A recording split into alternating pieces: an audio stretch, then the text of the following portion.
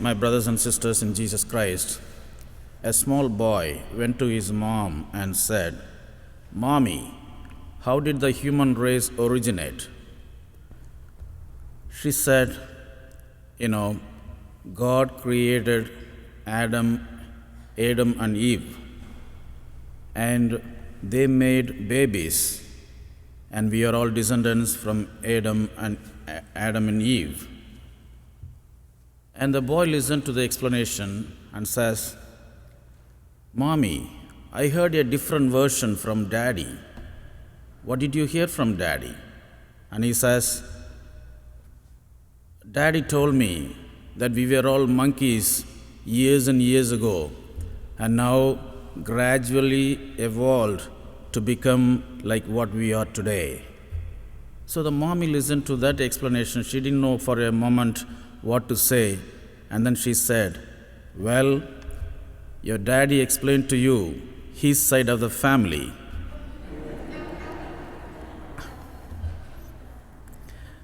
A wife asked the husband, "Honey, do I look pretty or ugly?"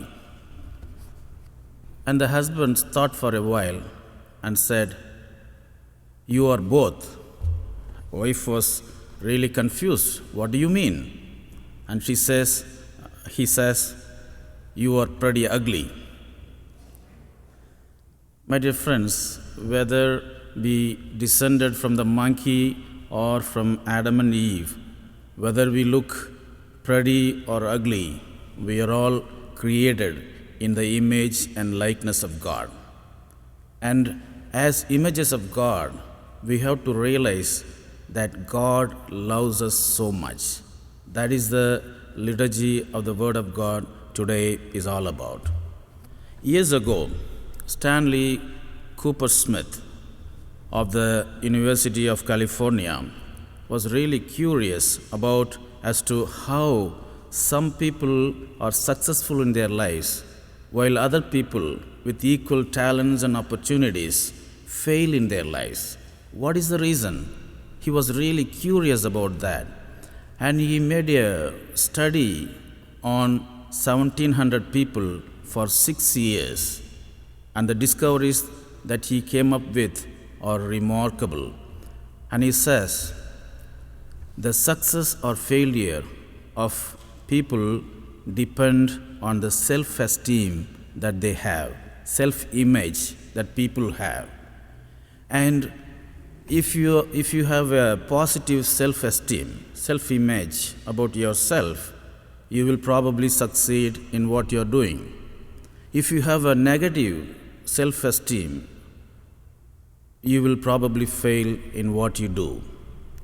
And the effects of self-esteem not only doesn't stop there, it goes even beyond.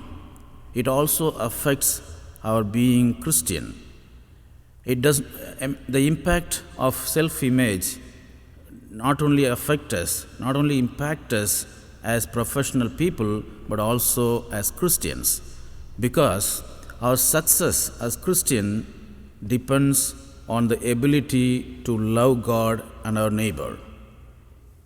Love is a self-gift of oneself to another. When a person does not have self-esteem, self-respect, self-image, positive self-image, psychologists say that we will not be able to love God and our neighbor as the scripture teaches us. So to that extent, self-esteem plays a role in being a good Christian. So now there is a big question. Where do we pick up this self-esteem?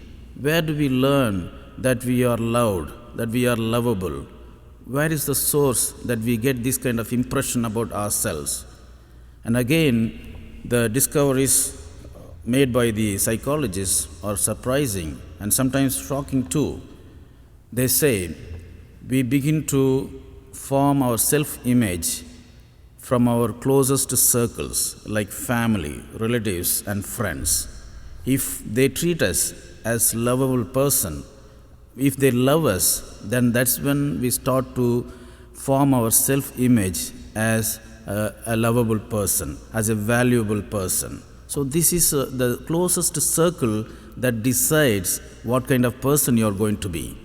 So it is shocking. Sometimes the key to success depends or is in the hands of our neighbor. It's shocking sometimes.